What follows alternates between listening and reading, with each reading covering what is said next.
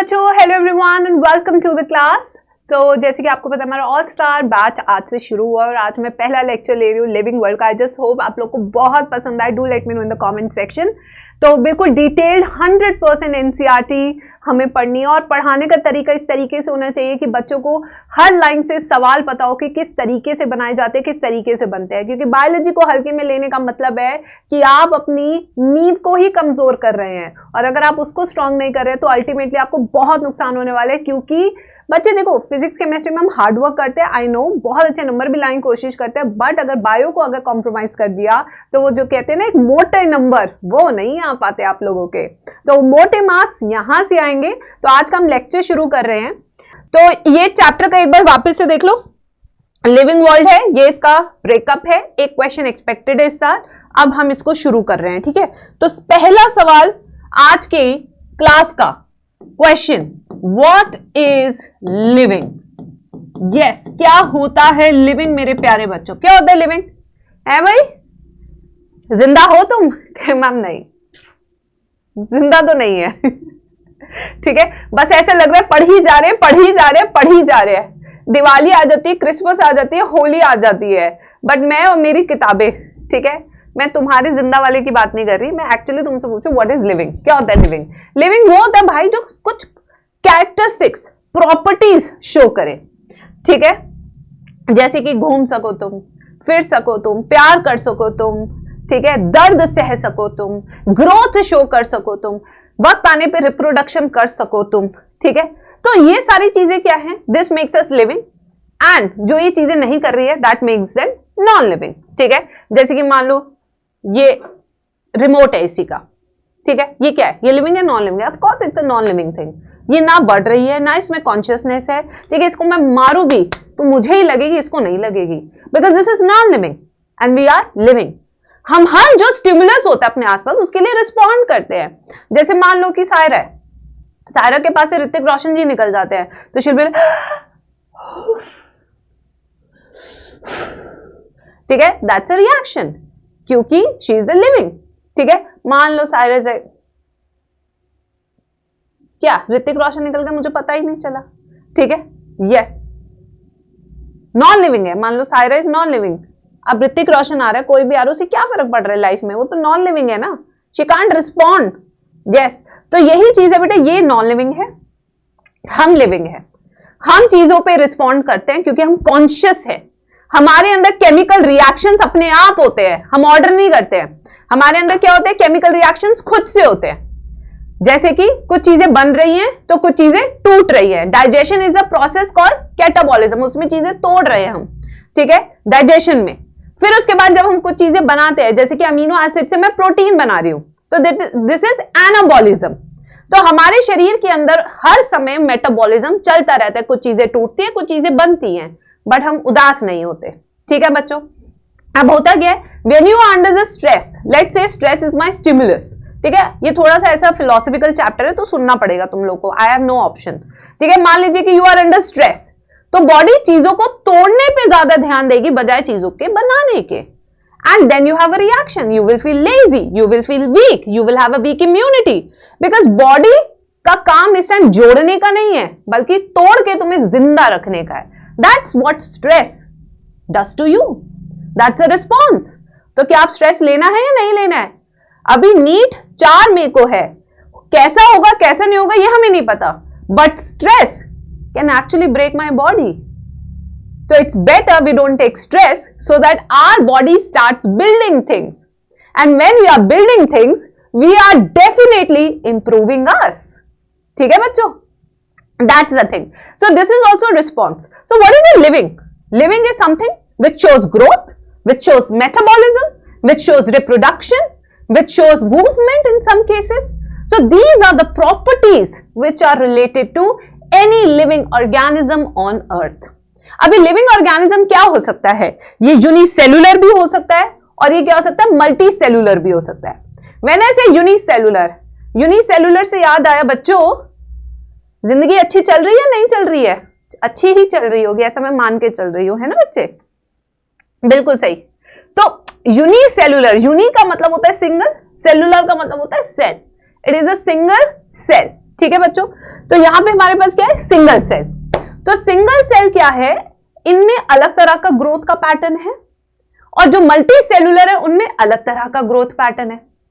अगर multi cellular में देखिए प्लांट्स का अलग है, हमारा एनिमल्स का अलग है।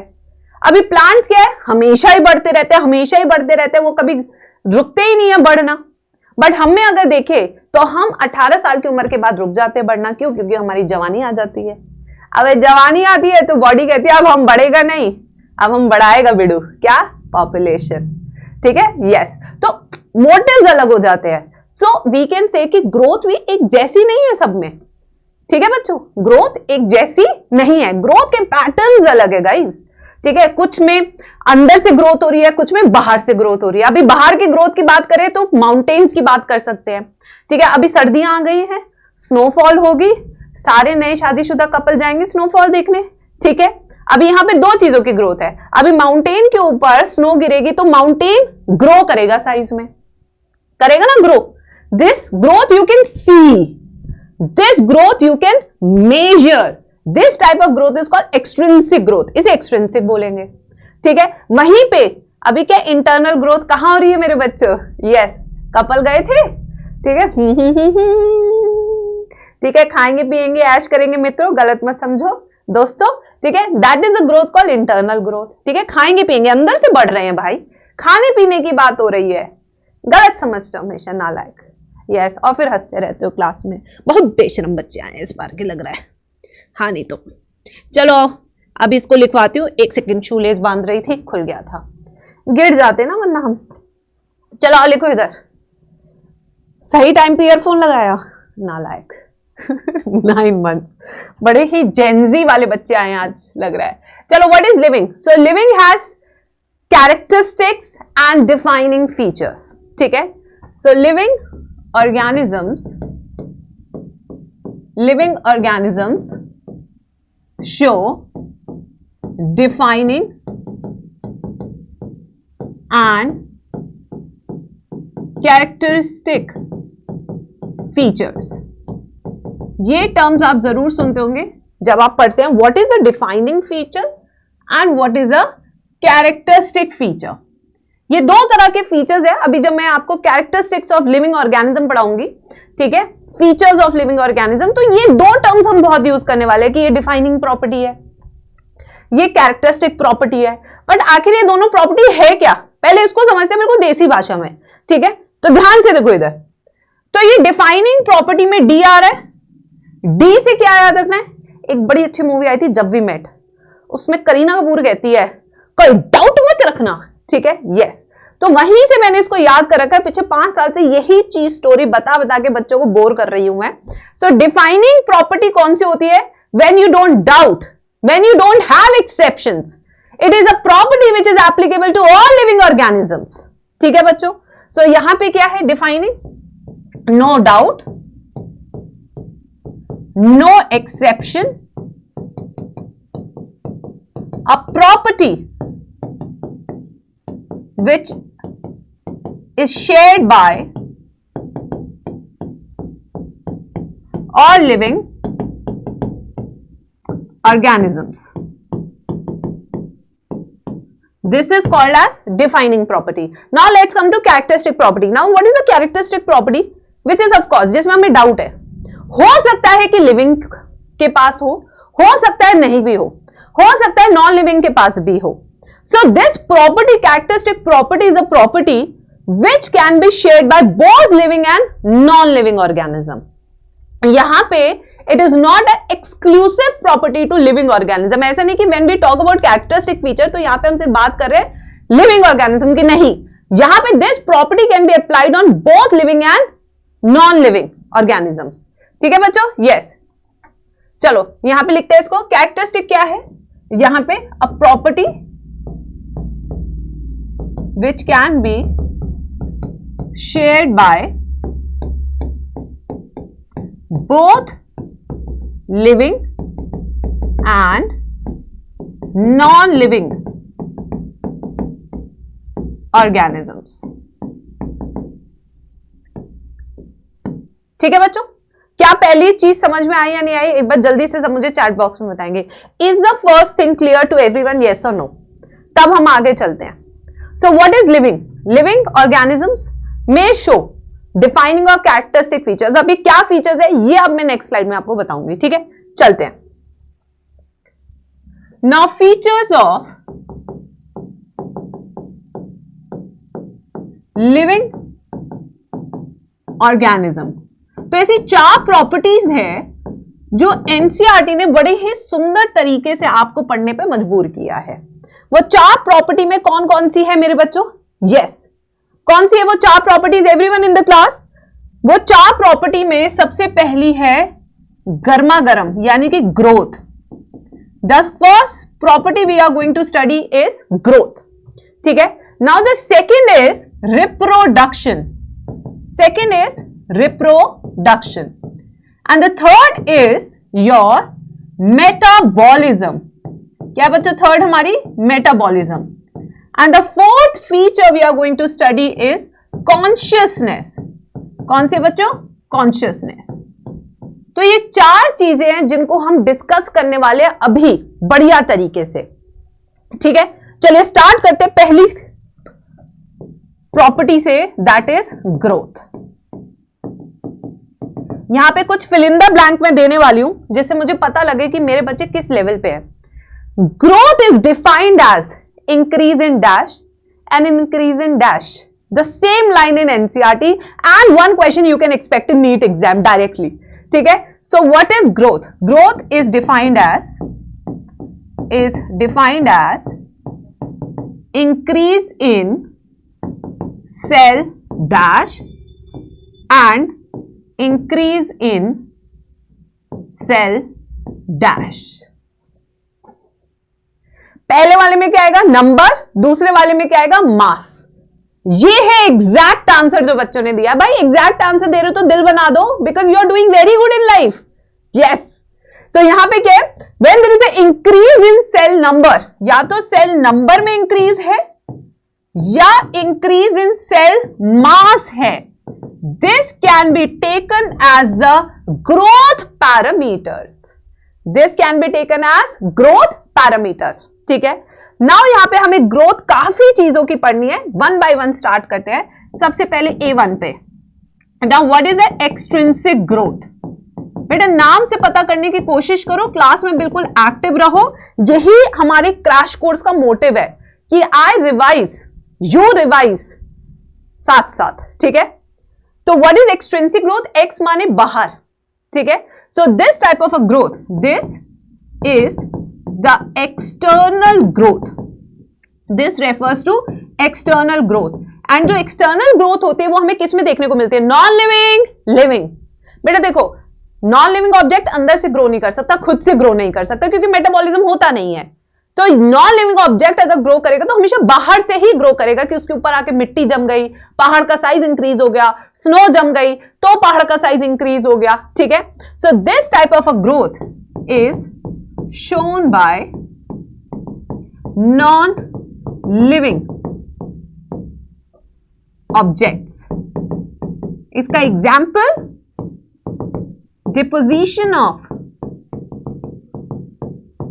Snow over mountains. This can be a classic example. ठीक है बच्चों? Now let's come to the next type of a growth, which is called as intrinsic growth. कौन सी ग्रोथ है बच्चों ये वाली? This is intrinsic growth, यानी कि एक ऐसी ग्रोथ जो शरीर के अंदर से हो रही है और बाहर रिफ्लेक्ट हो रही है। मतलब मैं अंदर से बढ़ूंगा तो बाहर रिफ्लेक्ट होगा।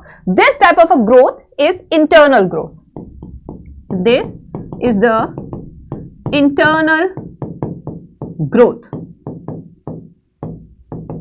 and this type of growth is shown by dash objects या dash organisms. Yes बच्चों, is shown by dash organisms. तो इंट्रिंसिक किसमें देखने को मिलेगी? एक्सक्लूसिवली लिविंग में देखने को मिलेगी। किसमें देखने को मिलेगी बच्चा पार्टी? दोस्तों लिविंग ऑर्गेनिजम्स में, ठीक है? इसका एग्जाम्पल यूनिसेल्युलर में भी देखने को मिलती है एंड मल्टी सेल्युलर ऑर्गेनिजम्स में भी हमें देखने को मिलता है। ठीक है, तो ये हो गए हमारे intrinsic and extrinsic growth. Now intrinsic growth भी दो टाइप की होती है। कितने टाइप की होती है? दो टाइप की। एक होती है म्यूचुअली एक्सक्लूसिव, एक होती है म्यूचुअली इंक्लूसिव। अब ये दो टाइप के एग्जाम्पल क्या है तुम सोचो, तब तक मैं नेक्स्ट स्लाइड पे ये चीज लिखती हूं। ठीक है बच्चों, अब आते हैं नेक्स्ट A.2.1 पे, टाइप्स ऑफ इंट्रिंसिक ग्रोथ।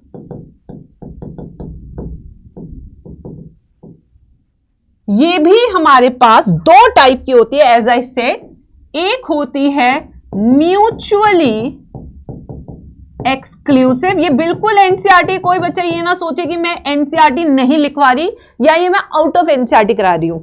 ठीक है, और दूसरा है हमारा म्यूचुअली इंक्लूसिव ग्रोथ। कौन से है? Mutually inclusive growth. ये देखिए, एक है एक्सक्लूसिव, एक है इंक्लूसिव। यूनिसेलुलर किस में आएगा? यूनिसेलुलर ऑर्गेनिजम्स किस में आएंगे भाई? इंक्लूसिव में या एक्सक्लूसिव में? यहां से ऐसा क्वेश्चन नीट में बनेगा which can drive confusion in you guys. Yes, inclusive या एक्सक्लूसिव। देखो बेटा, unicellular comes under mutually inclusive, unicellular organisms. Now अब आपका क्वेश्चन होगा व्हाई मैम? ये असर्शन रीजन भी बहुत अच्छा बन के आ सकता है नीट एग्जाम में। असर्शन आ सकता है कि unicellular are mutually inclusive organisms. आप कहेंगे ट्रू मैम। अब रीजन व्हाई देखो, व्हाई? बिकॉज यूनिसेलुलर में दो तरह की ग्रोथ को ग्रोथ समझा जाता है। पहला, इंक्रीज इन सेल साइज।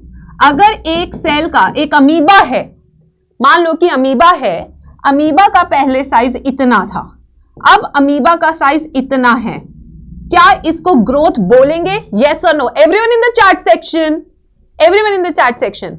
तो अगर आप यहां पे देखेंगे तो there is a increase in cell size because there is a increase in protoplasm. यहां इंक्रीज इन प्रोटोप्लाज्म हो रहा है, इसीलिए उसका साइज इंक्रीज हो गया है। This can be called as growth. ये ग्रोथ हुई है definitely. Now the second type of a growth is when reproduction is synonymous to cell division. यानी कि अगर अमीबा डिवाइड कर रहा है, मान लीजिए इसका सेल इंक्रीज हुआ, साइज इंक्रीज हुआ, अब ये डिवाइड कर रहा है, इसमें बाइनरी फिजन हो रहा है। ये देखिए, अब ये दो बन गए, ये देखिए, this is also called as growth. ये भी ग्रोथ है, ये भी ग्रोथ है। यहां पे इंक्रीज इन प्रोटोप्लाज्मिक ग्रोथ है, यहां पे reproduction is taken as a growth. So both the steps are taken as growth. क्या मैं यहां पे बिल्कुल क्या यहां पे मेरे बच्चे समझ पा रहे हैं? दोस्तों जल्दी से जवाब दे दो, समझ पा रहे हैं सब? सो दोनों ही steps will be taken as increased. तो यहां पे रिप्रोडक्शन, सेल डिवीजन दोनों ही ग्रोथ है। That's why it is called as mutually inclusive growth, क्योंकि दोनों को ही लिया जा रहा है। इंक्लूसिव का मतलब होता है सबको लेकर चलने वाला, एक्सक्लूसिव होता है सिर्फ मेरा मेरा सोचो। ठीक है, ये है इसका example. Like we have, is Nostoc is an example of this, true और फॉल्स? क्या नॉस्टॉक लिख सकती हूं? क्या बैक्टीरिया लिख सकती हूं? क्या एजोस्पिरिलियम लिख सकती हूं? क्या एजेटोबैक्टर लिख सकती हूं? यस बच्चों, क्या यीस्ट लिख सकती हूं? यीस्ट मुझे क्या पता, it's a fungi, it's a unicellular, multicellular, that I don't know, you have to tell me because again a question can be asked in NEET exam which shows mutually inclusive growth. और 4 option मैंने आपको दे दिए। ठीक है, तो यहां पे yes I can take amoeba, I can take nostoc, I can take all bacteria, monorans, I can take yeast because it's a unicellular fungi. ठीक है बच्चों, अब आते हैं म्यूचुअली एक्सक्लूसिव पे।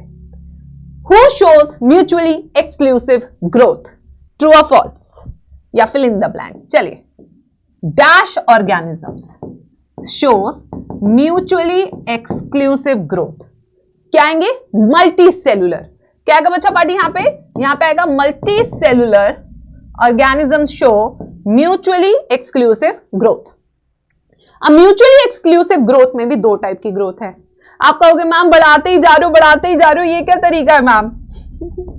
बट क्या करें बच्चे, सब चीजें करनी है, इस तरीके से करनी है कि कुछ भी बायोलॉजी में ना रहे और 360 on 360 आए. ठीक है. सो यहां पे दो ऑप्शंस हैं, दो तरीके हैं. पहला हम देखेंगे प्लांट ग्रोथ. कौन सी ग्रोथ है बच्चों? Plant growth. और फिर यहां पे हम देखेंगे एनिमल ग्रोथ. कौन सी देखेंगे? Animal growth. ये दो तरह के ग्रोथ पैटर्न्स है. अभी प्लांट्स की बात करें तो इन दोनों में से किसकी डिटर्मिनेट है, किसकी इनडिटर्मिनेट है, किसकी ओपन टाइप ऑफ ग्रोथ है, किसकी क्लोज टाइप ऑफ ग्रोथ है, किसकी इन्फिनाइट ग्रोथ है, किसकी लिमिटेड ग्रोथ है. कोई भी शब्द यूज किया जा सकता है एग्जाम में, कोई भी शब्द. अंग्रेजी का खेल है बस, और कुछ नहीं. ठीक है. तो प्लांट की बात करें तो this shows infinite growth, indeterminate growth. ठीक है. It shows open growth pattern. Now what does this mean? इसका क्या मतलब है कि भाई हमेशा ग्रो करते रहेंगे. ठीक है बेड़ू, हमेशा ग्रो करते रहेंगे, ऑलवेज ग्रोइंग, कभी नहीं रुकते हैं. अब आपका सवाल आएगा व्हाई मैम, क्यों हमेशा ये ग्रोइंग है, ऐसा क्या है? देखो तनीषा ने तो आंसर फेंक भी दिया चैट सेक्शन में. तनीषा को पता था कि मैम इसके बाद यही पूछेगी, पहले आंसर फेंक दिया बच्ची ने. Very good Tanisha. तो यहां पे इनके पास क्या है? श्याम एंड राम. क्या है श्याम और राम? दो ऐसे लोकेटेड टिश्यूज है जो हमेशा इसको ग्रो करते रहते हैं, अवे फ्रॉम द सनलाइट भी, टुवर्ड्स द सनलाइट भी. ठीक है. दो तरह के हैं. तो पहला है हमारा शूट एपिकल मेरिस्टम जो लंबाई बढ़ाता है, प्राइमरी ग्रोथ के लिए रिस्पॉन्सिबल होता है. ठीक है. और दूसरा हमारा रूट एपिकल मेरिस्टमैटिक टिश्यू या मेरिस्टम. ठीक है बच्चों, ये तो हो गई प्लांट ग्रोथ. अब आते हैं animal growth. Is it infinite? What is the first word I am going to use? चलो तीनों शब्दों के मतलब यहां पे बताओ, इसके ऑपोजिट बताने हैं. Is it infinite? No, it is limited. Is it indeterminate? No, because it is determinate. Is it open growth? No, it is a closed growth. बिल्कुल सही. सारे वर्ड्स अच्छे से याद कर ले. Limited, determinate, and then we have closed growth. Why? ऐसा क्यों? एक उम्र के बाद एनिमल क्यों नहीं बढ़ता भाई? Because we don't have meristematic tissue. We don't have open plates. ठीक है. So no meristematic tissue. That's why. ठीक है बच्चों, क्या ये बात भी समझ में आ गई? म्यूचुअली एक्सक्लूसिव समझ में आ गया. ठीक है. अब यहां पे एक और लाइन लिखते हुए नेक्स्ट पॉइंट बच्चों यहां पे लिख लेना. ये ऐड करनी ज्यादा जरूरी होती है, नोट्स चाहे बाद में हो जाए. ठीक है. Welcome to Edtech. ठीक है. चलो आ जाओ. यहां पे मैं एक लाइन लिख रही हूं, ट्रू एंड फॉल्स बता देना. Reproduction is synonymous to cell division. क्या सेल डिवीजन होना मतलब रिप्रोडक्शन हो रहा है गाइस? यस. क्या सेल डिवीजन होना रिप्रोडक्शन हो रहा है? No guys, no. Is not synonymous. यहां पे नॉट लिख देते हैं. Not synonymous to cell division. Is the growth part clear to everyone in the class? I have covered all the important words जिन्हें बच्चों को समझने में दिक्कत होती है, जैसे म्यूचुअली इंक्लूसिव क्या है, म्यूचुअली एक्सक्लूसिव क्या है, इंट्रिंसिक ग्रोथ या एक्सट्रिंसिक ग्रोथ क्या है, प्लांट में कैसी होती है, एनिमल में कैसी होती है, यूनिसेलुलर में कैसी होती है, सब मैंने कवर करा दिया है. ठीक है. अभी हम सेकेंड पॉइंट पे चल रहे हैं. चलिए. Now moving on to the second point, that is very important. Reproduction, reproduction. Now what is reproduction? Anybody who can help me? ये एक ऐसा प्रोसेस है जिसमें आप अपने से ज्यादा बदमाश बनाते हैं, ठीक है? अपने जैसे ही दिखने वाला आपसे ज्यादा शैतान और बदमाश is reproduction. So it is a process by which we make our own look likes, ठीक है?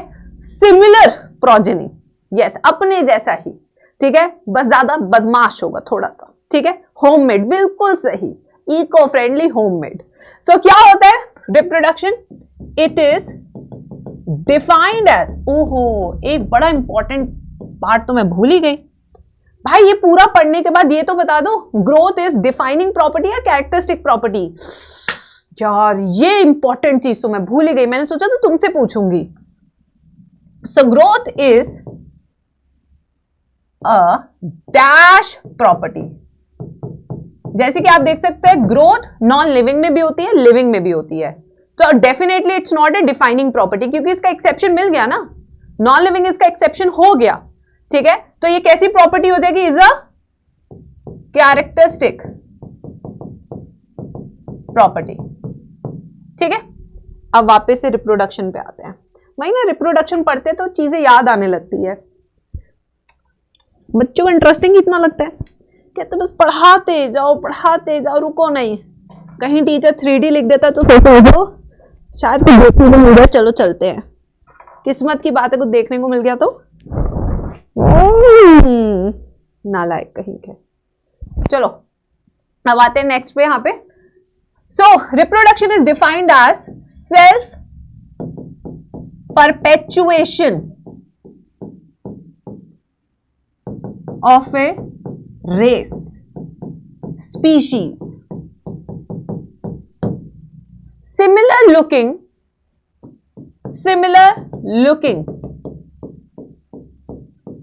young ones या offsprings are produced.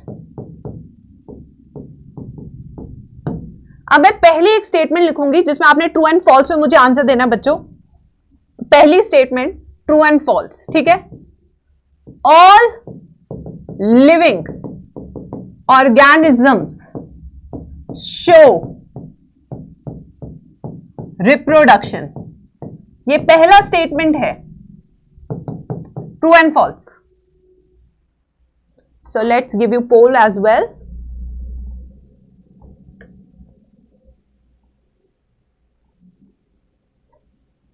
हाँ, इतना जोश पेपर में भी दिखा के आना, ठीक है?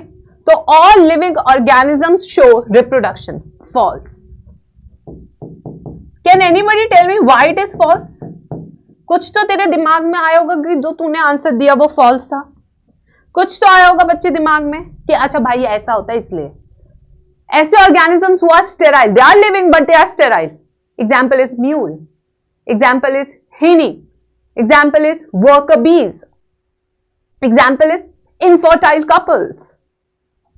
एग्जाम्पल जैसे कि लिविंग है बट फिर भी रिप्रोडक्शन नहीं कर रहे हैं, जैसे एग्जाम्पल है म्यूल, एग्जाम्पल है हिनी, एग्जाम्पल है लाइगर. वो आई थी ना मूवी एक बड़ी अच्छी, लाइगर, है ना?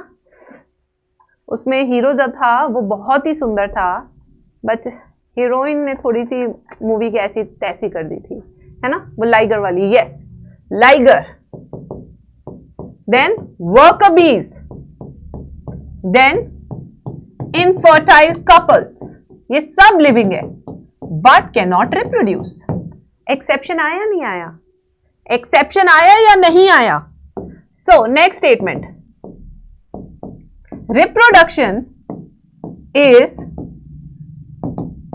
डैश प्रॉपर्टी, डिफाइनिंग या कैरेक्टरिस्टिक प्रॉपर्टी. चलिए अब जल्दी से बताइए चैट बॉक्स में. See I have an exception.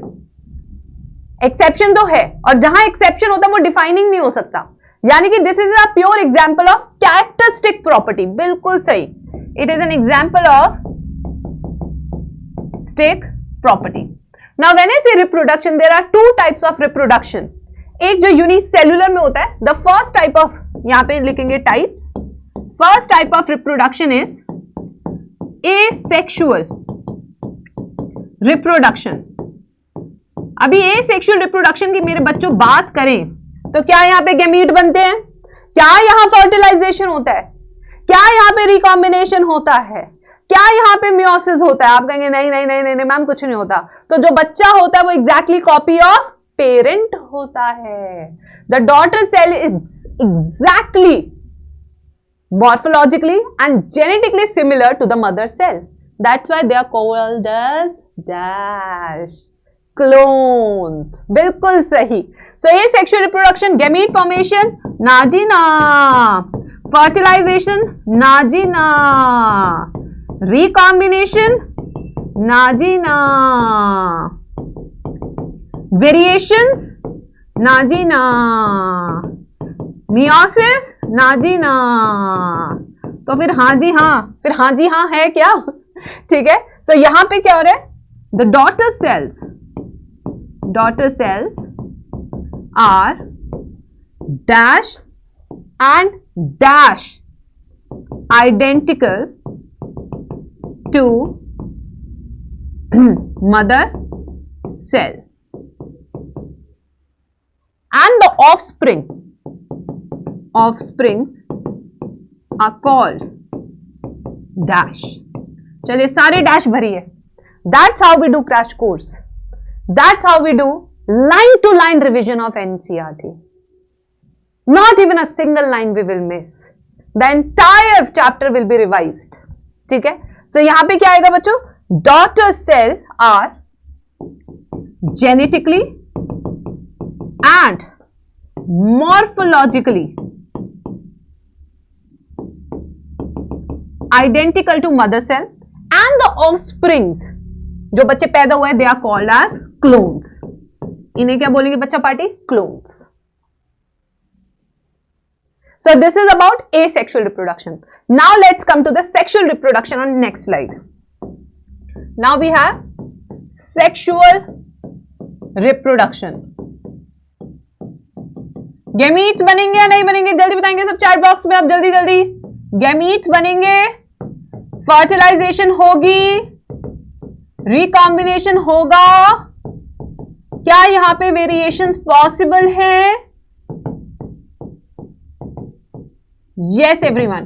तो गैमीट्स बनेंगे, फर्टिलाइजेशन भी होगी, रिकॉम्बिनेशन होता है पैकेटिन मियोसिस 1 में, प्रोफेज 1 में। वेरिएशंस बिल्कुल आएगी, क्यों? क्योंकि रीक्रॉसिंग ओवर हो रही है पैकेटिन में, जिसके कारण वेरिएशंस आएगी। ठीक है। और यहां पे मियोसिस होगा या नहीं होगा? बिल्कुल, because gametes are the result of meiosis. तो यहां पे daughter cells are dash identical to mother cell. क्या कहते हैं बच्चा पार्टी? क्या लिखो? क्या daughter cell is exactly genetically and morphologically identical to mother cell? No, क्योंकि वेरिएशंस आ चुकी है। No, not identical. So this is example of sexual reproduction. क्या रिप्रोडक्शन भी क्लियर है? Yes everyone in the class? ना यहां पे बेटा ए सेक्सुअल रिप्रोडक्शन के कुछ तरीके भी दिए हुए एनसीईआरटी ने, वो कुछ तरीके मैं बता देती हूं। एक सेकेंड, हे भगवान, उड़ उड़ के कहां से आ रहे हैं बंदर, स्पैमर बंदर। यस, तो अभी ए सेक्सुअल रिप्रोडक्शन के कुछ कुछ तरीके बच्चे वो आप लोगों को अब पता होंगे, बट एक बार लिख लेते हैं जिससे कि कुछ भी मिस ना हो। तो कौन कौन से ऐसे तरीके हैं बच्चों? जल्दी बताओ चैट सेक्शन में, जिससे ए सेक्सुअल रिप्रोडक्शन हो सकता है। Fission, fragmentation, regeneration. ठीक है। बडिंग, पहला तरीका क्या हो सकता है? फ्रैगमेंटेशन। दूसरा तरीका क्या हो सकता है मेरे प्यारे बच्चों? फिजन। तीसरा तरीका क्या हो सकता है मेरे बच्चों? बडिंग। चौथा तरीका क्या हो सकता है? रीजनरेशन। ये सारे तरीके हो सकते हैं एसेक्सुअल रिप्रोडक्शन के, अलग अलग तरीके हैं। ठीक है। अब आते हैं तीसरा सबसे important factor which is called as metabolism. Metabolism. तो एनसीईआरटी एक लाइन लिखती है, ध्यान से सुनना, क्योंकि जब मैं लिखूंगी तो फिर आपने fill in the blanks fill करने होंगे खुद से। ठीक है, ध्यान से सुनिएगा। ठीक है, जैसे तुम ध्यान से सुनते हो ना, एक के साथ एक फ्री वाला ऑफर, उससे भी ज्यादा ध्यान से सुनना है ये, ठीक है। देखो, the sum total of all the reactions occurring inside the living organism is called as metabolism. समझ आया नहीं आया डेफिनेशन? जितने भी केमिकल रिएक्शन हो रहे हैं शरीर के अंदर, चाहे बन रहे हो या टूट रहे हो, उससे मुझे फर्क नहीं पड़ता, बट जितने भी रिएक्शन हो रहे हैं उन सब का अगर मैं टोटल करूं तो there is one big term called as metabolism, ठीक है। So what is metabolism? पहली चीज, defined as dash total of all chemical reactions occurring inside the body is called metabolism. चलो भाई, क्या आएगा यहाँ पे? फिल इन द ब्लैंक में सम। वेरी गुड, छोटी छोटी चीजें बट याद करने के लिए अच्छे एफर्ट्स हैं। Now metabolism can be of two types, एक जहां पे हम जिंदगी बना रहे हैं, एक जहां हम किसी का घर तोड़वा रहे हैं। ब्रेकअप स्टोरीज गाइस, ठीक है। तो पहला क्या है टाइप्स में? There are two types of metabolic reactions, जिसमें पहला है हमारा कैटाबॉलिज्म। कैटाबॉलिज्म वो होता है, देखो, काटना,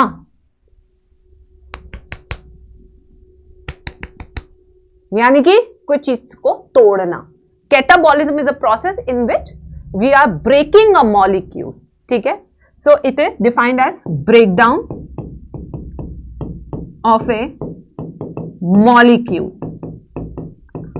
अब मैं यहां कुछ एग्जाम्पल लिखूंगी, आपने बताना है कि दिस इज कैटाबॉलिज्म, यस और नो, ठीक है। It's a game between us, let's play it, ठीक। चलो, respiration, can respiration be called as catabolic process? चलो पोल देते हैं, उससे और इंटरेस्टिंग तरीके से पता लगेगा कि आखिर क्लास के बच्चे क्या समझते हैं इस चीज को लेके।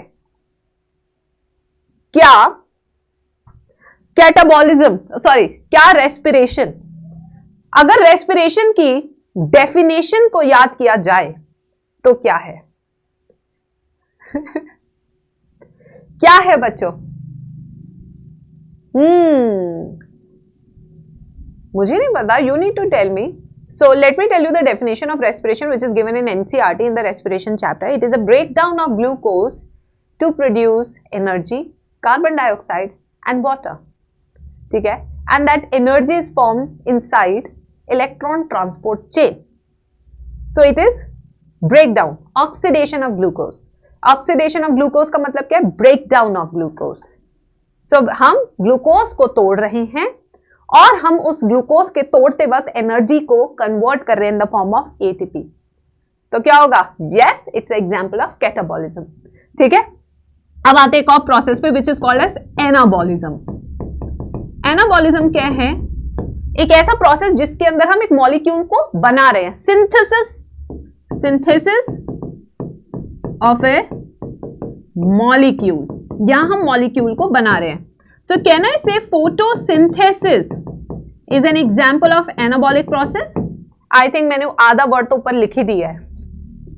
तो फोटोसिंथेसिस में ग्लूकोज बना रहा है प्लांट, रेस्पिरेशन में उसी ग्लूकोज को तोड़ के एनर्जी निकाल रहा है plant. So photosynthesis is an antagonistic process of respiration. इसमें ग्लूकोज बनता है, इसमें ग्लूकोज टूटता है. बेसिक समझ आए या नहीं आए?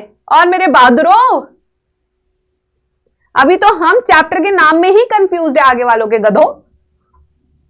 ठीक है, अब आते हैं reactions, where the reactions are occurring. Occurrence के बेसिस पे दो तरह के रिएक्शंस होते हैं. एक एनसीईआरटी लिखती है, एक होता है इन वीवो रिएक्शन, एक होता है इन विट्रो रिएक्शन.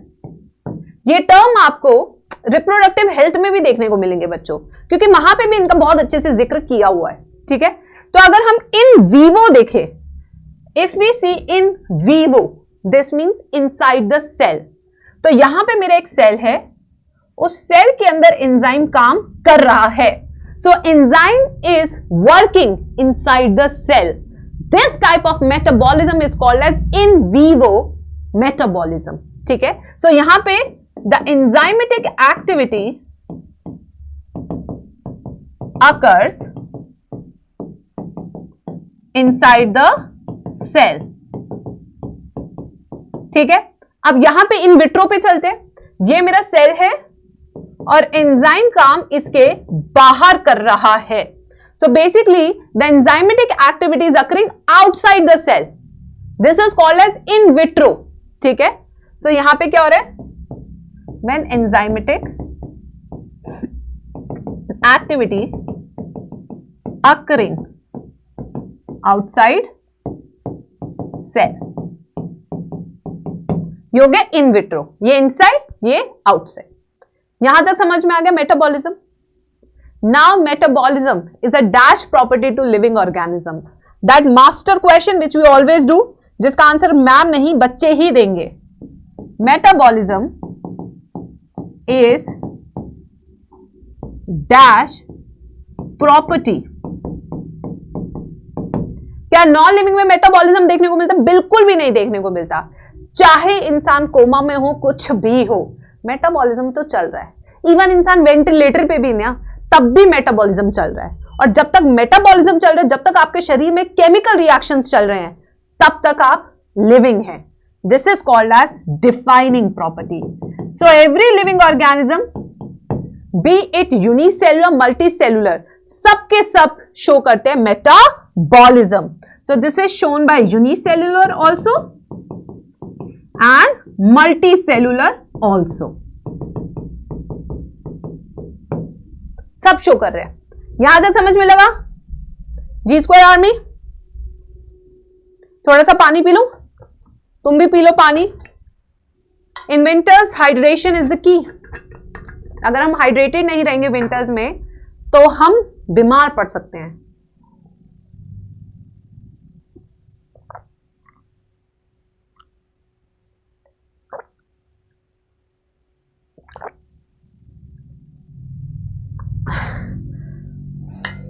ये वाली बॉटल भी मैंने ग्रीन ऑर्डर की है कल ही अमेजोन से, क्योंकि I always drink water from green bottles. So this is a black bottle.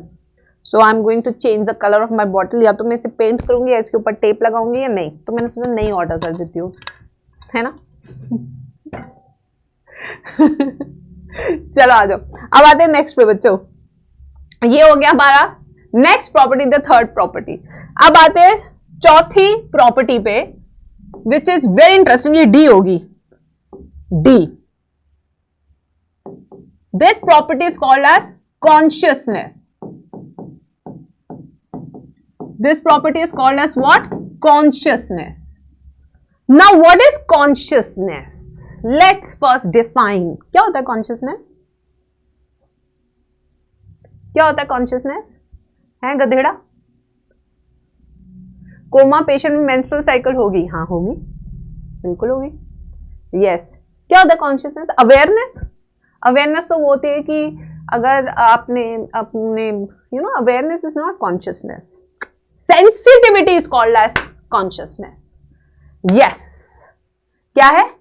Sensitivity is called as consciousness, not awareness. ठीक है? Awareness, it is a response to any stimuli, which can be external, internal, anything. Stress, it can be weather change. ठीक है? So when you respond, what is consciousness?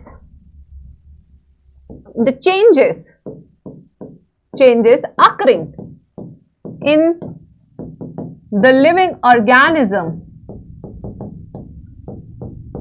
in response to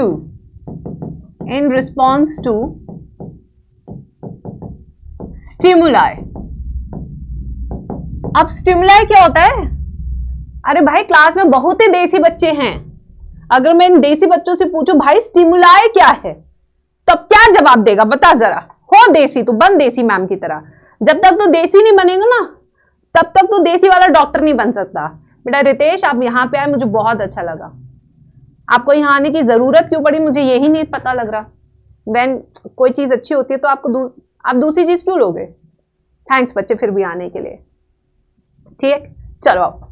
तो ये क्या है, stimuli क्या है भाई, what is stimuli, touch,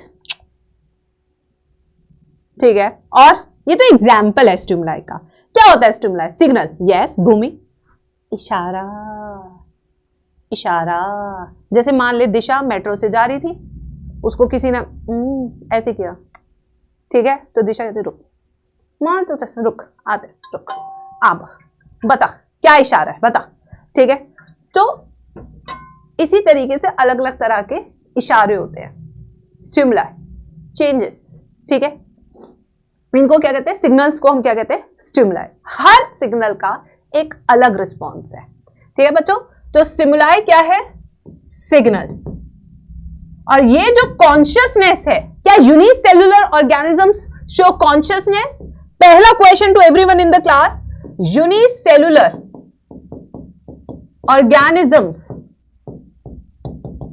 show consciousness. क्या यूनिसेल्युलर ऑर्गेनिजम्स कॉन्शियसनेस शो करते हैं, ट्रू और false. Everyone in the chat section. ऐसे ही स्टेटमेंट बेस्ड क्वेश्चन नीट में आते हैं, फिर हम पकड़ नहीं पाते हैं। यस बच्चों, जो आपका आंसर आप वो देखिए, ये बच्चे चैट बॉक्स में क्या दे रहे हैं मत देखिए, ये भी उतने ही होशियार है जितने आप होशियार हैं। बस बताइए बच्चों, यूनिसेल्युलर ऑर्गेनिजम्स शो कॉन्शियसनेस, क्या वो रिस्पॉन्ड करते हैं चेंजिंग एनवायरमेंट को, क्या वो रिस्पॉन्ड करते हैं स्टिमुलाई को। Yes, the answer is true. अब कुछ बच्चे कहेंगे मैम कैसे, वाई पे आते हैं। चलिए वाई का एग्जाम्पल देती हूं मैं। मान लीजिए कि मेरे पास ये अमीबा है। क्या बच्चों, ये मेरे पास अमीबा। अभी माहौल बहुत शानदार है। माहौल क्या है मेरे प्यारे बच्चों, शानदार, which is called as favourable condition, ठीक है। और इस तरफ हम कौन सी कंडीशन लेंगे, अनफेवरेबल कंडीशन, यानी कि इस टाइम पे हालात अच्छे नहीं है मेरे बच्चों। जब फेवरेबल कंडीशन होती है तो अमीबा शोज बाइनरी फिजन। कौन सा फिजन शो करता है, बाइनरी फिजन। ये एक से बन जाता है दो अमीबा, इस तरीके से। जब कौन सी कंडीशन है बच्चों, फेवरेबल, रिप्रोडक्शन हो गया। बट अगर अनफेवरेबल कंडीशन है, मतलब बहुत ज्यादा ठंड है, बहुत ज्यादा गर्मी है, किसी भी तरीके से अनफेवरेबल है, तो सबसे पहले अमीबा क्या करेगा, अपने आप को प्रोटेक्ट करेगा। अपने आसपास ये सिक्रीट करता है एक सिस्ट। ये देखिए, one layer, second layer, third layer, ये देखिए थर्ड लेयर, प्रोटेक्शन हो गया। ये है ना, रिस्पॉन्स तो है ना मेरे बच्चे। उसको पता है कि जो कंडीशंस है वो मेरे अनुसार नहीं है, ठीक है, अनुकूल है, तो इसलिए इसने अपने आसपास क्या कर दिया, एक अच्छा सा सिस्ट बना लिया। Now this step is called as encystation. इस स्टेप को क्या कहते हैं, एनसिस्टेशन। बचा लिया अपने आप को। और इस सिस्ट के अंदर रह के ये क्या कर रहा है, अब सिस्ट के अंदर देखिए, अब ये अमीबा है, ये हो रहा है न्यूक्लियर डिवीजन। ये क्या डिवीजन हो रहा है, न्यूक्लियर डिवीजन, यानी कि अब चल रहा है अंदर ही अंदर कैरियोकाइनेसिस। पहले अपने आप को बचाया, फिर कहता है अपन बिड़ू रुकेगा नहीं, चाहे कुछ भी हो, ये नहीं रुकना चाहिए, ठीक है बच्चों, कैरियोकाइनेसिस हो गया। अभी कैरियोकाइनेसिस के बाद होगा इसके अंदर साइटोकाइनेसिस। ये देखिए, हर न्यूक्लियस के पास थोड़ा थोड़ा साइटोप्लाज्म है। ये देखिए, ये देखिए, ये क्या बन गया बच्चों, ये हो गया हमारा साइटोकाइनेसिस, द साइटोप्लाज्मिक डिवीजन। फिर इसके बाद ये देखिए, ये सिस्ट है, मैं सिस्ट भी बना देती हूं। बच्चे कहेंगे मैम सिस्ट कहां गई, कुछ महान गधेड़े भी होते हैं। ये देखो भाई, डायग्राम पूरा बना लो मेरे प्यारे गधेड़ोस। ये देखिए, ये देखो बन गया। अभी क्या है, फेवरेबल कंडीशन आ गया। अब हवा हवाई, हवा हवाई, हवा हवाई, ठीक है। अब जब हवा हवाई आएगी, फेवरेबल कंडीशन आ गई। अब ये कहेगा चलो फटते हैं और सारे बच्चों को बाहर निकालते हैं। दिस, ये देखिए, now this step is called sporulation. इसे क्या कहेंगे? स्पोरुलेशन। ये फट गया और इसके बाहर निकलने शुरू हो गए एमिबुली। ये देखिए, ये सब बाहर आ गए। ये देखो, ये क्या है? एमिबुली। ये देखिए, आ गए बाहर। So can you say unicellular organisms show consciousness? Now you tell me guys. आप लोगों ने, आप क्लास में 25% बच्चों ने गलत जवाब दिया था। अब आप बताइए बेटा, देखो रिस्पॉन्स के तरीके अलग हो सकते हैं, ठीक है, बट रिस्पॉन्स तो रिस्पॉन्स है। रिस्पॉन्स तो रिस्पॉन्स है ना बच्चों। तरीका अलग हो सकता है रिप्लाई करने का, बट है। This is multiple fission. बिल्कुल सही। This is a classic example of multiple fission. बिल्कुल सही। तो अनफेवरेबल कंडीशन में amoeba shows multiple fission and in the favourable condition the amoeba shows binary fission. ठीक है बच्चों, चलिए अब आगे चलते हैं। नेक्स्ट स्टेटमेंट, फिर उसको भी एक्सप्लेन करेंगे, ठीक है। Plants show consciousness. मैं एक एक स्टेटमेंट के हिसाब से बच्चे आपको चैप्टर पढ़ा रही हूं, बिल्कुल नीट के बेस पे। पूरा चैप्टर ही मैंने क्वेश्चन बना दिया है कि आप लोगों को पता रहे कि कैसे स्टेटमेंट बेस्ड क्वेश्चन भी आ सकता है। Now you got to tell me why. If false then why, if true then why.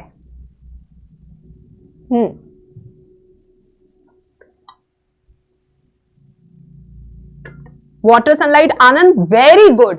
I am so happy the way you people are answering today. लग रहा है कुछ पढ़ाया था मैंने लॉन्ग टर्म बैच में तुम्हें। यस बच्चों, तो यहां पे देखे, yes plants show consciousness. The first and a very famous example is touch me not, mimosa.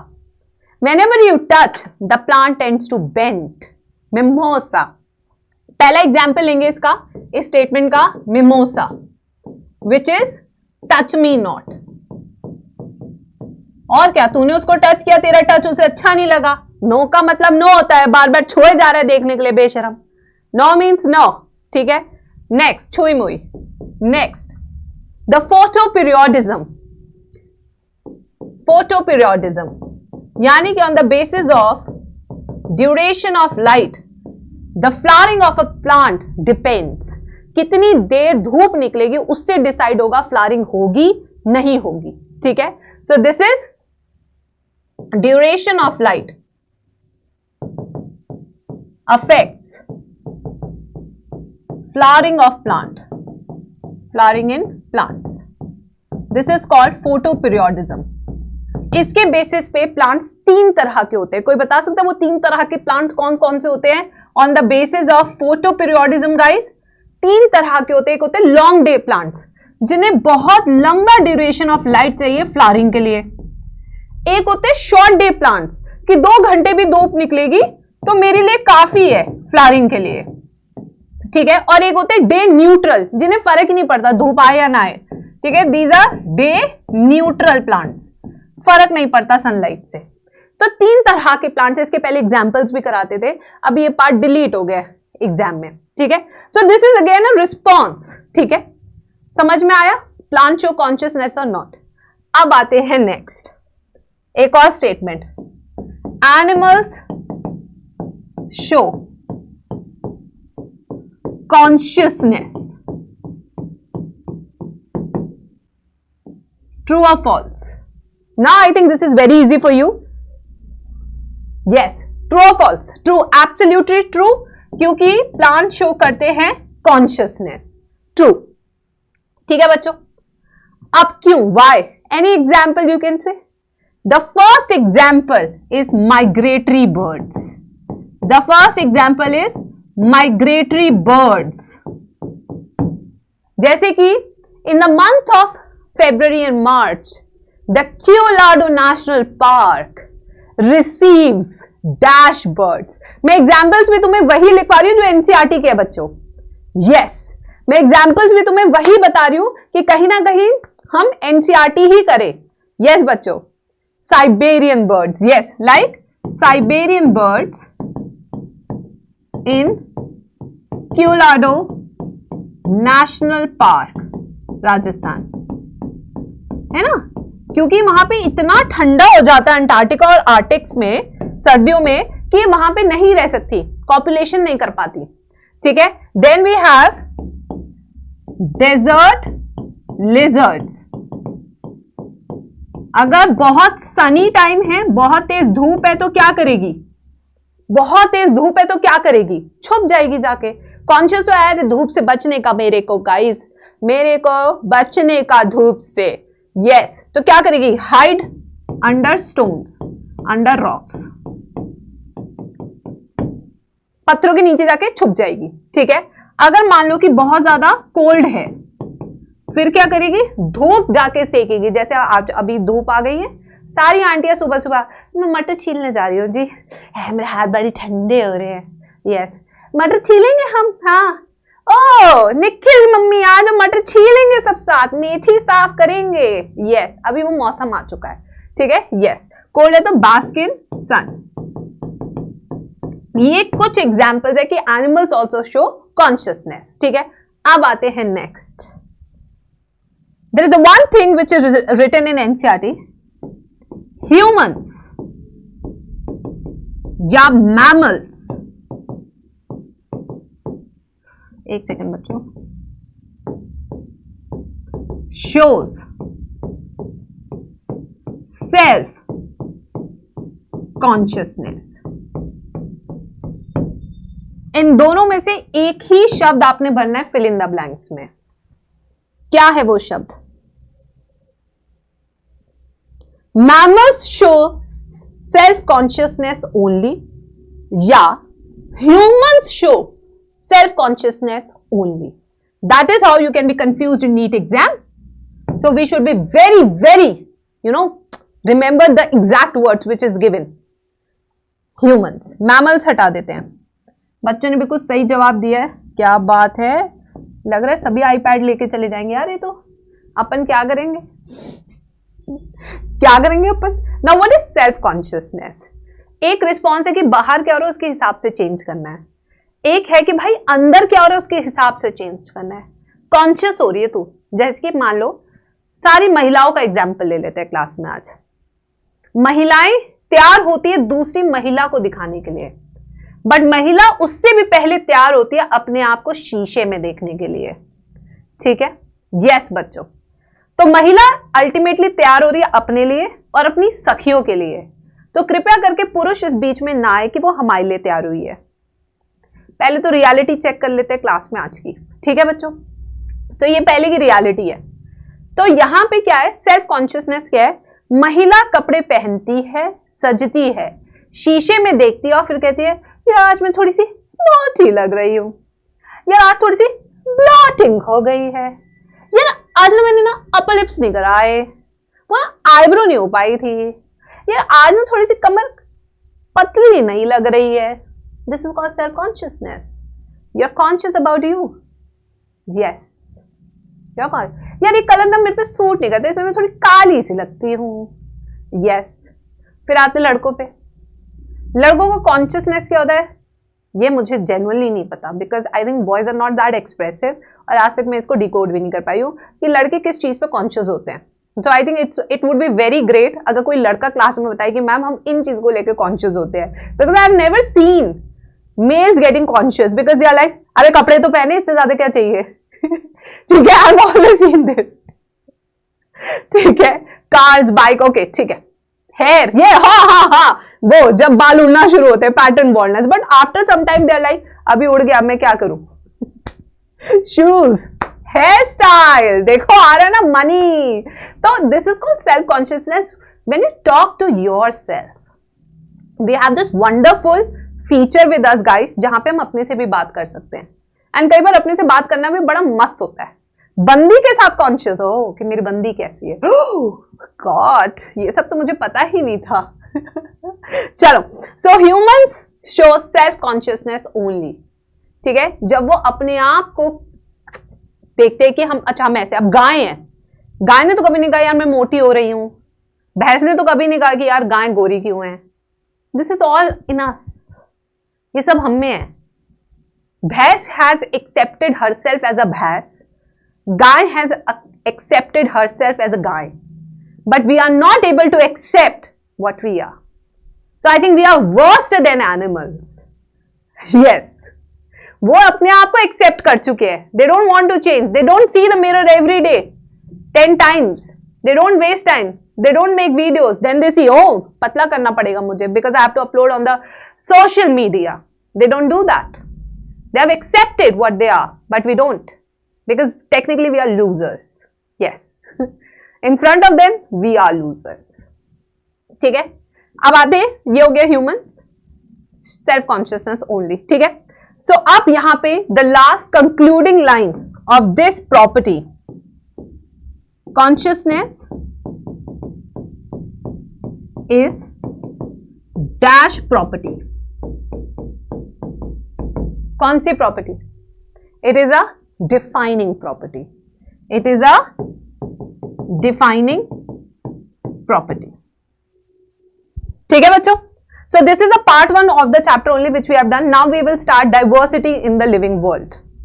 चलिए इसको लिख लीजिए. बेटा मैंने कहा था कि मैं सब डिटेल में ही कराऊंगी. जिन बच्चों को सुपर फास्ट चाहिए वो मेरे पुराने लेक्चर्स देख सकते हैं, but I will not compromise with NCERT. I have to cover 100% of NCERT and I have to teach you in that way कि you don't have to go anywhere after the class. ठीक है बेटा? Coma में भी ना लोग कुछ चीजों को लेकर कॉन्शियस होते हैं. जैसे कि मैं आपको बताती हूँ, कोमा इज अ स्टेज जिसमें आपका पैरालिसिस हो गया है, बट व्हेन यू फील ठंडा, when you here something shocking news, उनके गूज़बम्स आते हैं मेरे बच्चे, गूज़बम्स आते हैं. That is also a response. हमेशा रिस्पॉन्स ताली मारना नहीं होता. ठीक है, चलो अब आते हैं नेक्स्ट टॉपिक पे, diversity in the world.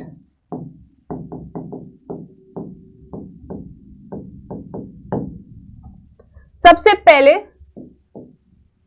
Who popularised the term biodiversity?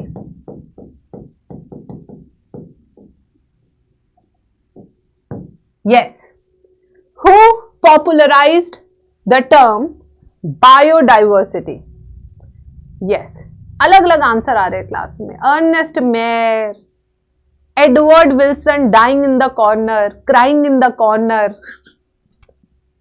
मैंने ये नहीं कहा who coined the term. I said who popularized the term biodiversity. It was Edward Wilson. बड़े गधे हो नालायको. Edward Wilson. ऐसी छोटी छोटी चीजें बायोडाइवर्सिटी चैप्टर में आते हैं बिकॉज वही टॉपिक हम कर रहे हैं. ठीक है, next, dash number of species are being identified and classified. कितनी स्पीशीज है जो अभी तक सारे साइंटिस्ट ने मिलके इस धरती की ढूंढ ली है और उसे आइडेंटिफाई भी कर लिया और डिस्क्राइब भी कर दिया है. तो according to this chapter the data says 1.7 से 1.8 million species are being identified and classified by scientist. ठीक है, next, dash species are expected on earth according to Robert May.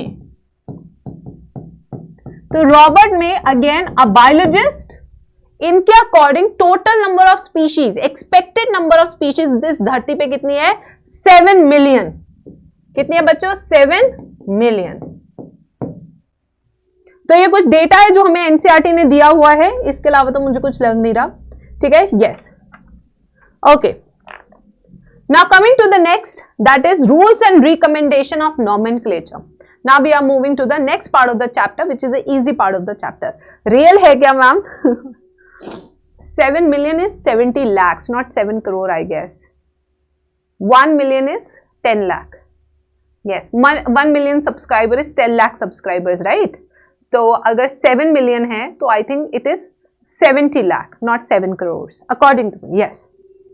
ठीक है ना। हाँ, अब आते हैं नेक्स्ट बच्चों, now the steps identification. Okay, steps for taxonomy. बेटा देखो, अगर मान लो कि कोई भी एक ऑर्गेनिज्म है, एक बच्चा पैदा होता है, तो बच्चा जैसे ही पैदा होता है तो जो डॉक्टर होता है सबसे पहले जाके बताता है लड़का हुआ है लड़की हुई है। What is a step called as, what is a step called as? अभी बच्चा पैदा हुआ है, अभी वो बच्चे को देखेगी और फिर बताएगी लड़का हुआ है लड़की हुआ है। अब कैसे बताएगी यू ऑल्सो नो, ठीक है, that I don't need to tell you guys. So बच्चा पैदा हुआ, this step is called identification. So whenever in the nature you go, you see a species. First you need to identify the species कि ये species है क्या, ये organism है क्या, ठीक है बच्चों। So the step number 1 is always identification. अभी हमें पता लग गया है कि लड़का हुआ है या लड़की हुई है, ठीक है, डन बच्चों। अभी इसके बाद 40 दिन बाद उसका नाम रखा जाएगा, ठीक है। मान लो कि उसका नाम वीरा रख दिया, वीरा, ठीक है, वीरा, वीरे, वीरेन, व्हाटएवर। तो उसके बाद एक प्रोसेस चलेगी which is called the naming of that species. The naming of that species is called as nomenclature. Now what is the next step बच्चों? नॉमेनक्लेचर, जिसमें हम नामकरण कर रहे हैं, ठीक है। अभी नामकरण कर दिया, बच्चा बढ़ेगा, 10वीं आएगी, 10वीं में आपका स्कूल आपसे पूछेगा बेटा साइंस लेनी है, जेई करना है, मेडिकल करना है, या आपने आर्ट्स करना है, आपने कॉमर्स करना है, क्या करना है? वो कहेगा मेरे को आर्ट्स करने का, मेरे को ह्यूमैनिटीज लेने का, लोगों के ऊपर भाषण पेलने का, ठीक है। Yes, now this step is called classification. This step is called classification.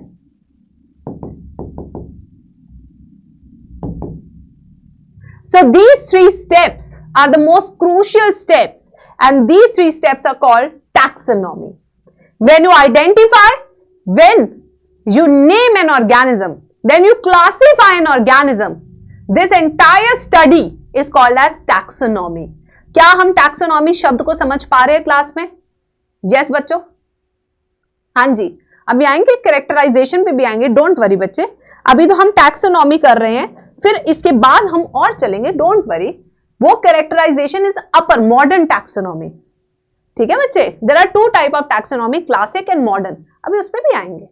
ये 3 स्टेप्स क्लियर है। So what is taxonomy? Identification, naming and classifying an organism is called taxonomy, ठीक है बच्चों। अब आते हैं स्टेप, एक एक स्टेप को डिटेल में पढ़ना है हमें,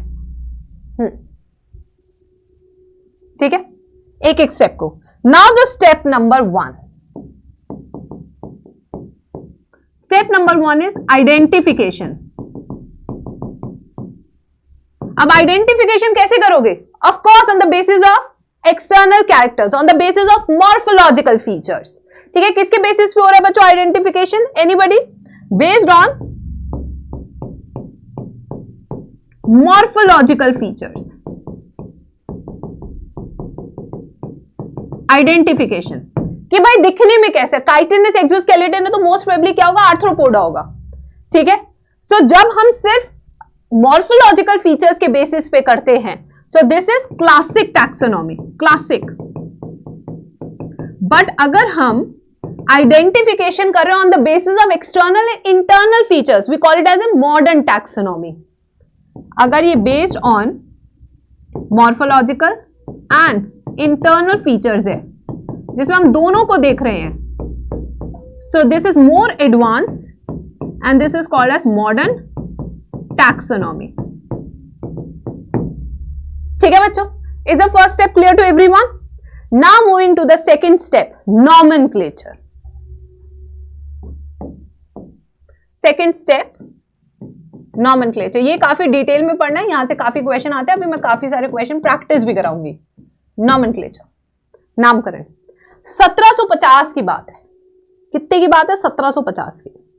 ठीक है, ये देखिए 1750 में बहुत सारे साइंटिस्ट ने शुरू किया नॉमेनक्लेचर, ठीक है, नॉमेनक्लेचर A, B, C, ये 3 साइंटिस्ट है, इन्होंने शुरू किया नॉमेनक्लेचर, ठीक है बच्चों। फिर यहां पे इन्होंने कुछ अपने रूल्स बनाए, इन्होंने भी कुछ अपने रूल्स बनाए, इन्होंने भी कुछ अपने रूल्स बनाए, सब अपने रूल्स बना रहे हैं। अब सवाल आ रहा है कि क्यों रूल्स बना रहे हैं नॉमेनक्लेचर के भाई, जो मैंने वो रखना नाम, क्यों रखने को पड़ रहा है, क्यों रूल्स बनाने पड़ रहे हैं, व्हाई रूल्स। सबसे पहला क्वेश्चन क्या है, व्हाई रूल्स। भाई रूल्स की बात ही क्यों हो रही है इस टॉपिक में, क्यों?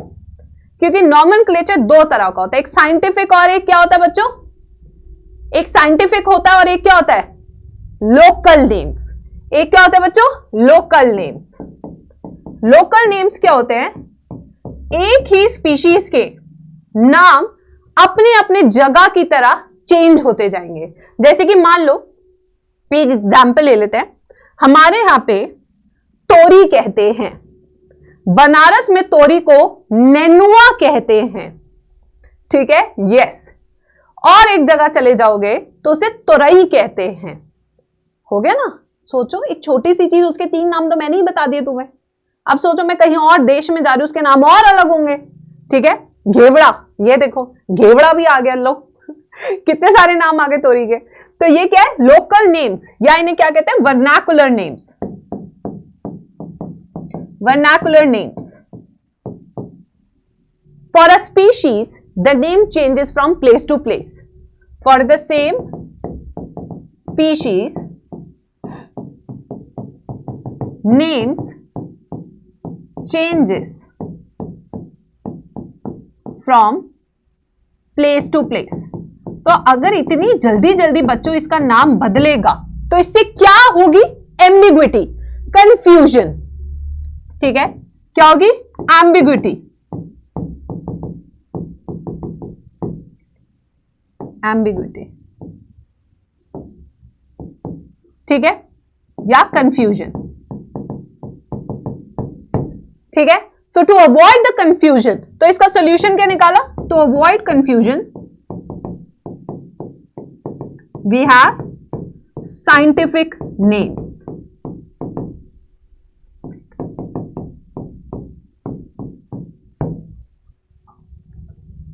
ठीक है। वाई समझ में आ गया। नोट्स कहां मिलेंगे, क्लास में बनाओ बैठ के। बने बनाए नोट्स अगर चाहिए तो फिर क्लास के एंड में मिलेंगे, या सबसे अच्छा तरीका है कि क्लास में नोट्स बनाएं, क्योंकि मैम भी तो बना ही रही है। इतने सालों से मैम पढ़ा रही है, फिर भी मैम नोट्स बना रही है। उसका रीजन है ना बच्चे, उतना याद होता है, ठीक है। पूरे पूरे चैप्टर देखो अब रट चुके हैं हमें। अब आते हैं नेक्स्ट रूल्स। 3 लोग थे, तीनों ने रूल्स बनाए। तो यहां पे एक ऐसे साइंटिस्ट है जिनका रूल बुक हमने एक्सेप्ट कर लिया, क्योंकि हमें सबसे रिलेटेबल लगा। हमें लगा भाई बढ़िया बनाया दोस्त। That type of nomenclature system is called as binomial nomenclature given by, yes बच्चों, this type of nomenclature is binomial nomenclature, and this most accepted nomenclature was given by dash Carolus Linnaeus। किसने दिया था, Carolus Linnaeus ने। So he was the scientist who gave the concept of binomial nomenclature, ठीक है, 1751, इतना पहले, ठीक है। फिर यहां पे 1960s एंड 1970s में इसमें थोड़ा सा चेंज किया गया, few changes, और ये few changes किसने किए, organization like ICBN and ICZN। इसके बारे में अब हम नेक्स्ट स्लाइड पे पढ़ेंगे डिटेल में, बिकॉज यहां से फुल फॉर्म बेस्ड क्वेश्चन आते हुए नीट एग्जाम में। What is ICBN and what is ICZN। चले, चलो आ जाओ, full form please. ICBN, ICZN, full form please. International Code of Botanical Nomenclature, International Code for zoological nomenclature, international code for botanical nomenclature and international code for zoological nomenclature. So the first organization deals with the nomenclature of plants. So this deals with the nomenclature of plants and this deals with the nomenclature of animals. तो animals और plants के अलग अलग organization है for nomenclature. ठीक है बच्चों, क्या यहां तक हमें बिल्कुल अच्छे से समझ में आ गया chapter? Now the rule book. ठीक है, the rule book of binomial nomenclature. The first, एक एग्जाम्पल ले लेते हैं, मैंजीफेरा इंडिका. मैम आज हो जाएगा क्या ये चैप्टर? हाँ बेटा हो जाएगा. बेटा समझो, कॉम्प्रोमाइज नहीं कर सकते ना, अच्छे से कर लो रिवीजन में, उसके बाद करने की जरूरत ही नहीं है. कब किया होगा तुमने अपने कोचिंग्स में ये चैप्टर, है ना? इसके बाद तुम इतना ध्यान भी नहीं देने वाले हो इसको. एक एग्जाम्पल ले लेते हैं. ओहो, मैंजीफेरा इंडिका. एग्जाम्पल लेके समझेंगे तो और ज्यादा जल्दी से समझ में आएगा. तो मैंजीफेरा इंडिका, मैंगो. ठीक है, यहां पे Mangifera represents genus. First word is always genus. जो दो नाम में पहला शब्द होगा that will always represents the genus. ठीक है, the second word is always specific epithet. This is always going to be the second word. The words, the language which we use for nomenclature is Latin. ठीक है, सो जो language का इस्तेमाल किया जा रहा है वो कौन सी लैंग्वेज है? Latin. So we will always use the language Latin for their nomenclature, irrespective of किस country से आया है. ठीक है, because it's a dead language. Nobody speaks this language now. कोई ये लैंग्वेज अब यूज नहीं करता है, तो इसलिए किसी को फेवर नहीं दिया गया. ठीक है बच्चों, it's a dead language. The third, when written with computers या with keyboard,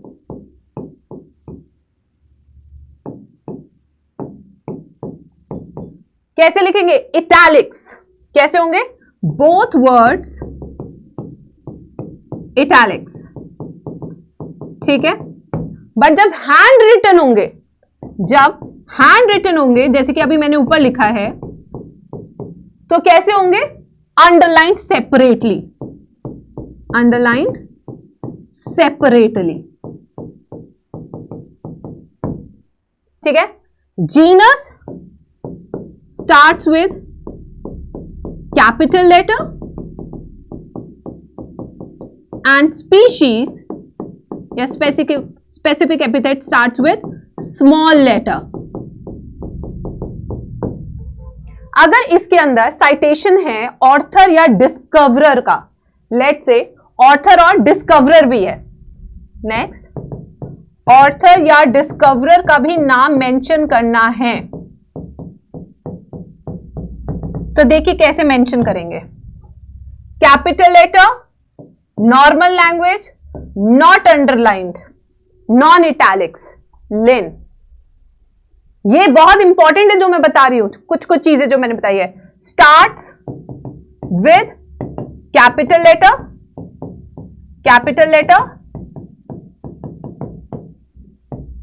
ठीक है, it is not in italics. ये इटैलिक्स में बिल्कुल नहीं होगा, नॉन इटैलिक या नॉन अंडरलाइंड. अभी तुमसे क्वेश्चन ही पूछने वाली हूं मैं इसके ऊपर, फिर मैं देखती हूं कितना सीख रहे हो मुझसे. ठीक है, and it is always going to be abbreviated form. कैसी फॉर्म रहेगी? एब्रीविएटेड. ठीक है, now can I give you one question on this?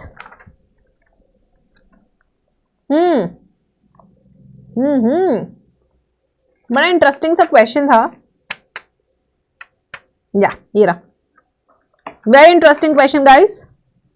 उससे क्या हमारा बिल्कुल ही ना दिमाग में बैठ जाएगा क्वेश्चन करते ही, ठीक है। चलो लेट्स डू वन क्वेश्चन। थोड़ा सा मुझे टाइम देना लिखने के लिए। Pisum sativum, Pisum sativum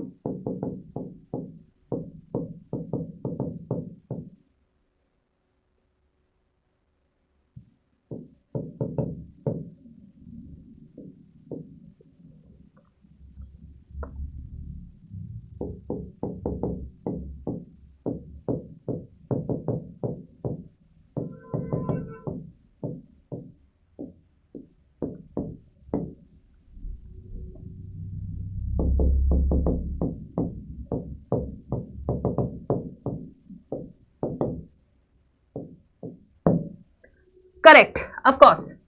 The most correct option is 4 marks.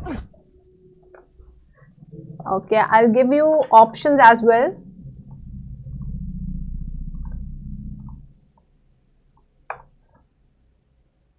ठीक है, करो इसको। और कोई क्वेश्चन है तो मैं देख लेती हूँ।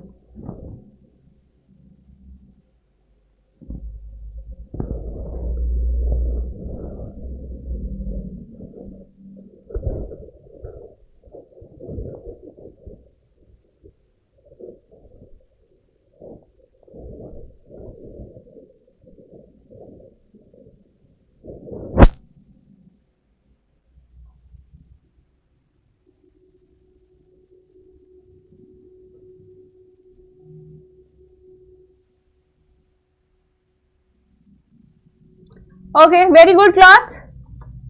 Good job. Good job. ठीक है, now moving to the next. Now the third step after nomenclature. Anybody who can help me with the third step after nomenclature, which is very well explained in NCERT, classification. अभी chapter बच्चे ज्यादा नहीं रहा है, last वाला part तो बहुत ही easy है, क्लासिफिकेशन। ना क्लासिफिकेशन क्या होता है? जब आप एक ऑर्गेनिज्म को उसके हिरार्की के अकॉर्डिंग उसके ग्रुप्स में ऐड कर रहे हैं, ठीक है बच्चों। तो यहां पे क्या है? अ हिरार्किकल, इसको अभी ये रहने दो, ये आगे बताती हूँ। ये यहां लिखते हैं, when organisms are placed into different groups according to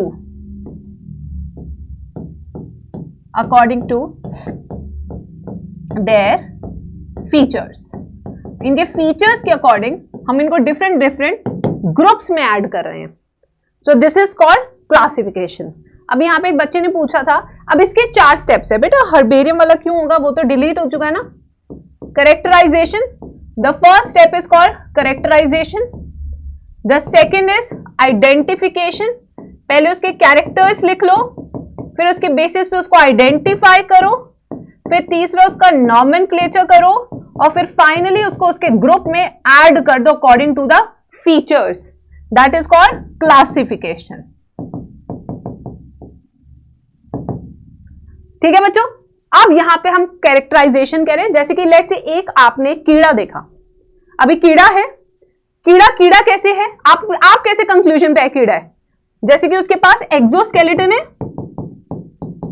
let's say, चलो मैं तुम्हें बताती हूँ, एक एग्जांपल कराती हूँ तुम्हें क्लास में, अभी कराती हूँ, ठीक है। मैं कुछ 4 फीचर्स लिखूंगी, तुम आइडेंटिफाई करना वो कौन सा ऑर्गेनिज्म है। राइट बच्चों, अभी क्लास में ही करा देती हूँ ना, तो मैं परमानेंट याद हो जाएगा क्या क्या स्टेप्स है। 4 लिखते हैं characters. First, okay, spiny skinned body, spiny skin. Second, water vascular system. Okay, they have Lantin apparatus.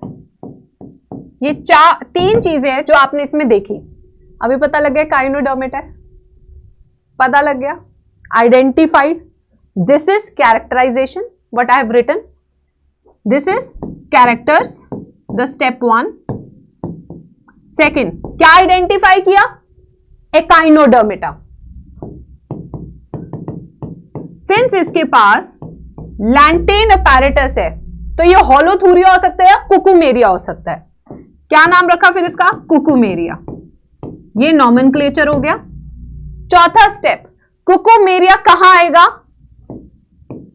Non Chordata के फाइलम एकाइनोडर्मेटा में.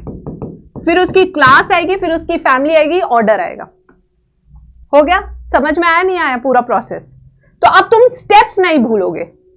सबसे पहले कैरेक्टर्स, फिर आइडेंटिफिकेशन, फिर नॉमेनक्लेचर, फिर उसका प्रॉपर क्लासिफिकेशन कि वो कहां फिट होगा. बस. ठीक है बच्चों. अब इसके साथ नेक्स्ट स्टेप पे चलते हैं. That is our systematics. Can anybody tell me in the class what is systematics? Who gave the concept of systematics?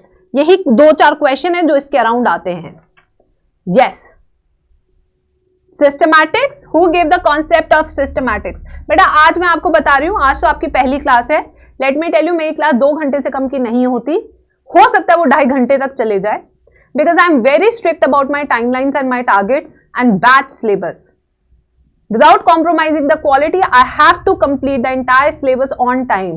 So the only thing I have is to increase the class durations. Let's do it. Last के 4 महीने बचे हैं. ठीक है? So he was Carolus Linnaeus who gave the concept of systematics. इसके अंदर सिर्फ morphological internal नहीं पढ़ रहे, बल्कि हम एवोल्यूशनरी रिलेशनशिप भी ऑर्गेनिज्म का पढ़ रहे हैं बिफोर क्लासिफाइंग इट. ठीक है? So during classification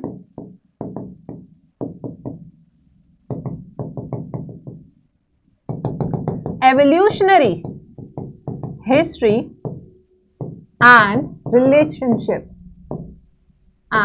relationship is also sorry hey Siri please go away.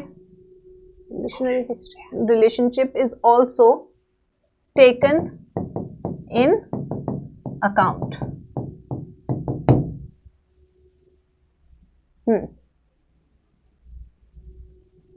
Done बच्चों? Thank you. ये हो गया. ठीक है. हमारा एक बुक इन्होंने पब्लिश की थी जिसमें इन्होंने सिस्टमैटिक्स के बारे में बताया था. Anybody who can tell me the name of the book? It is Systema Naturae या नेचर, वट एवर दे से. ठीक है? वट एवर दे से.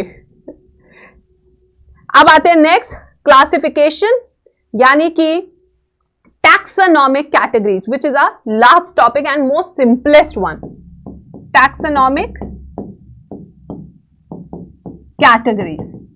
अब भाई क्लासिफिकेशन तो कर रहे हैं, अब टैक्सोनॉमिक कैटेगरीज भी देख लेते हैं, जिसमें एक वर्ड बड़ा पॉपुलर है, टैक्सॉन. नेक्सॉन गाड़ी की बात नहीं हो रही, टैक्सॉन की बात हो रही है. What is a taxon? Any group, any group या any category is called as taxon. A unit. ठीक है? Yes. A rank. बिल्कुल सही. So what is a taxon? It can be a category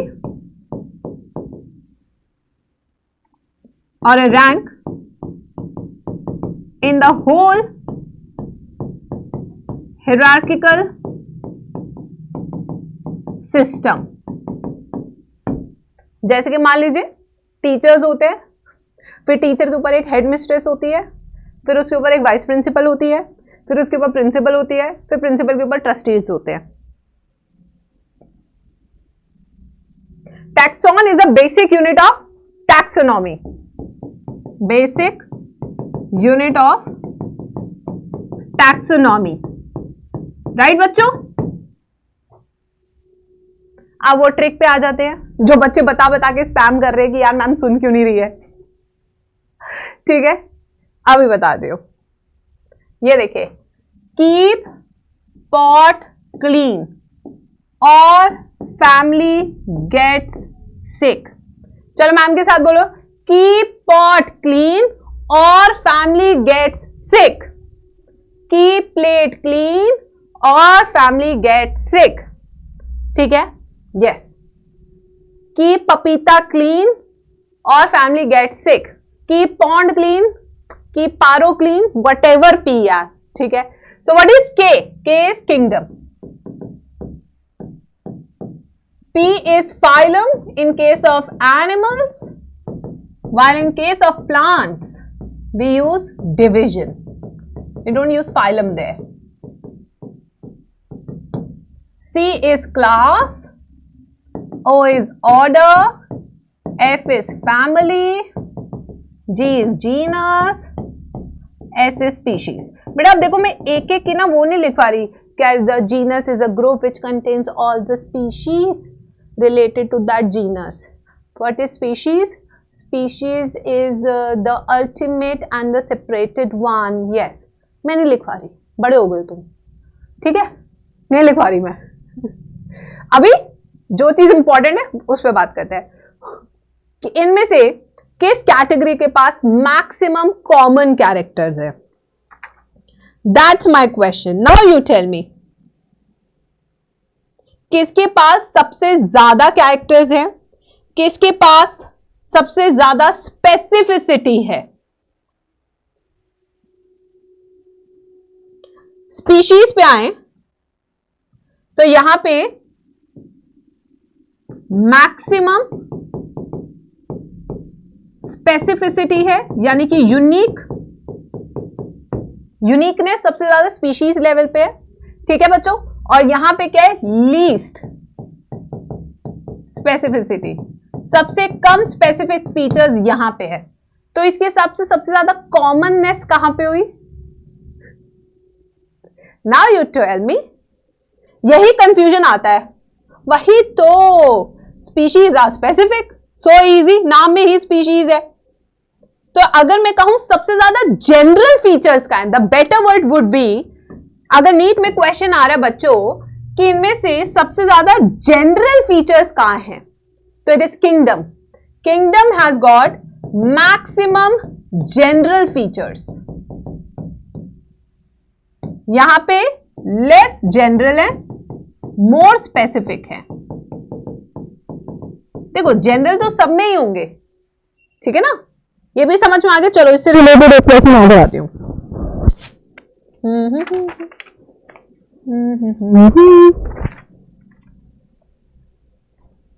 करा रही हूँ, निकाल रही हूँ, क्वेश्चन ही निकाल रही हूँ।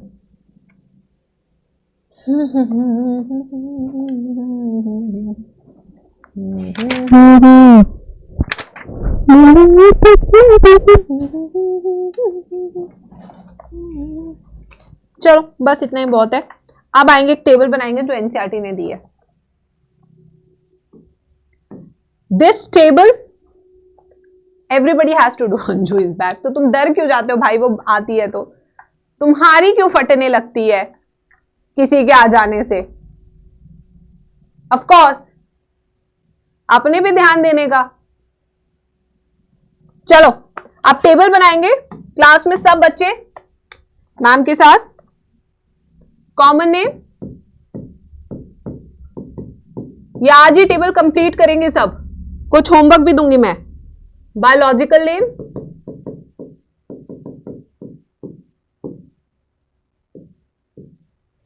फिर genus,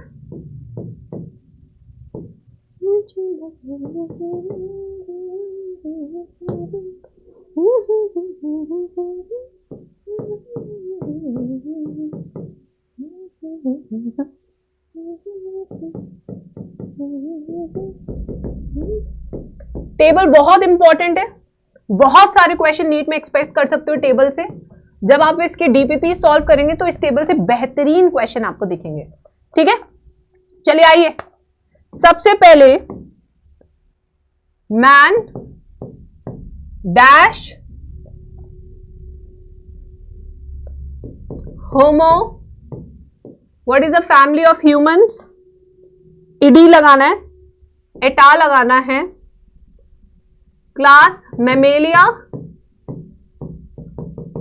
phylum Chordata, kingdom Animalia. समझ आ रहा है होमवर्क कैसे दे रही है ma'am? So you have to fill in the blanks. पहले आप टेबल बनाएंगे, याद करेंगे और फिर इसको भरेंगे। This is going to be your homework, ठीक है? Next, second, house fly,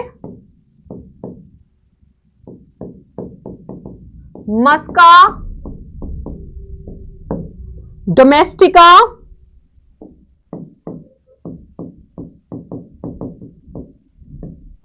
maska is genus, 1 2, class Insecta, phylum Arthropoda, kingdom animalia.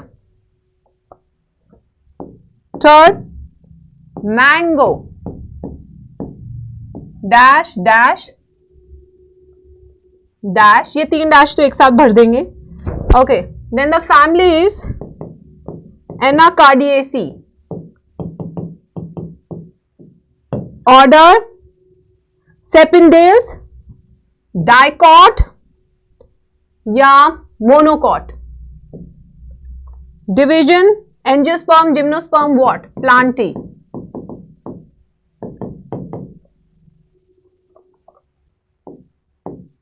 wheat, triticum aestivum, brinjal, solanum, ये पूरी टेबल करनी है, ठीक है? अरे बेटा, at least don't spoil your language बेटा. If somebody is spamming, you should never, spoil your language. Let me tell you guys, there are so many things which are working always against you students to confuse कि yes, there is a problem here. ठीक है? So let's stay away from these forces and let's stay focused. क्योंकि next week की exercise हमारी यही होगी, how to increase focus and productivity in a week. ठीक है? इस हफ्ते आपका टारगेट है to keep yourself away from all the distraction. और हर दिन का, जैसे आपने कल नोट किया, आप हर दिन का नोट कीजिए